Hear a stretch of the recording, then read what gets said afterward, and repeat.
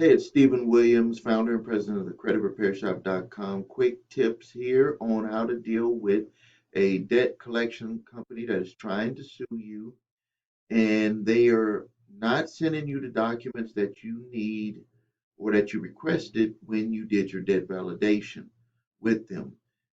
So this is a YouTuber question here. They were being sued by a bank, by a debt collector that was supposed to be for one of those retail cards.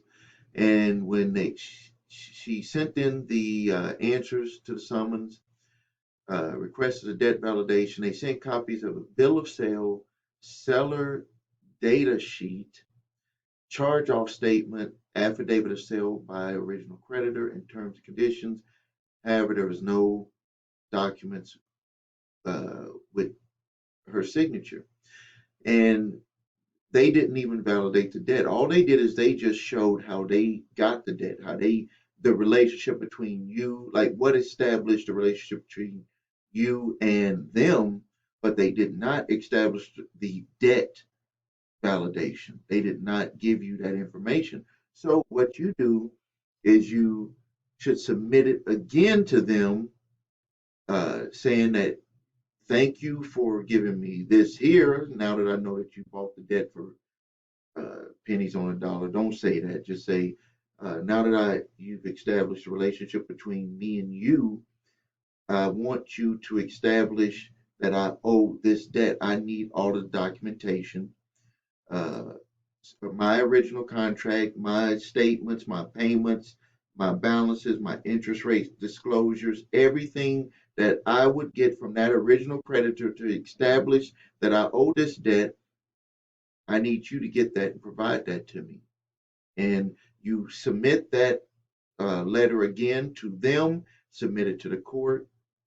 If they don't get it, they're probably going to cease all collection activities. If they do get it, worst case scenario, you review it, you say that you don't agree with everything on there, and you seek a settlement if it gets to that point. But more than likely, because they sent this information, they don't have it.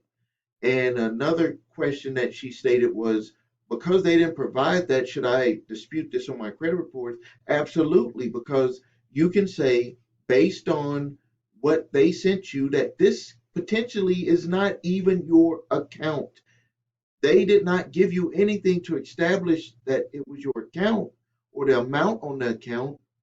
So that throws the whole thing away when it goes to reporting on your credit reports, because they don't even have the accurate information to place it on your credit reports the way that they did.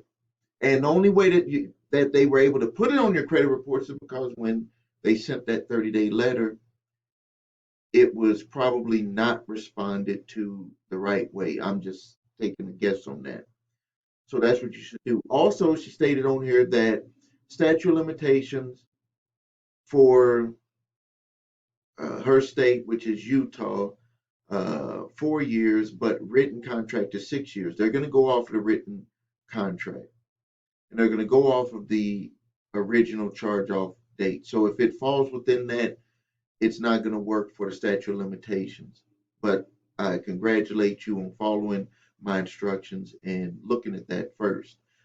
Uh, do not give them any of your bank account information. That was something else she stated. Don't give them any of your bank account information. You're not even at the point of settlement yet. You're still gathering data to see if this is going to be even, or they're going to even have a chance of being granted a judgment.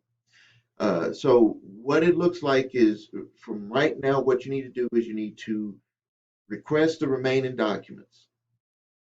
If they don't get it or they do get it, and you need to do that to them and to the court to let the court know what's going on and that they haven't provided it to you. Show up to your court date. I believe that they're going to dismiss it as soon as you come in there. I'm talking about the debt collection company is going to dismiss it. If they show up, if they don't have any other people that they're suing in your area, they may not even show up. That does happen. If they do show up and they don't dismiss it and they try to fly with what they have, you just tell the judge, I requested all of the other documentation because I don't agree or I don't recall the amount that they're claiming that I owe. Uh, and then the judge is going to look at them and say, okay, where's the rest of that information?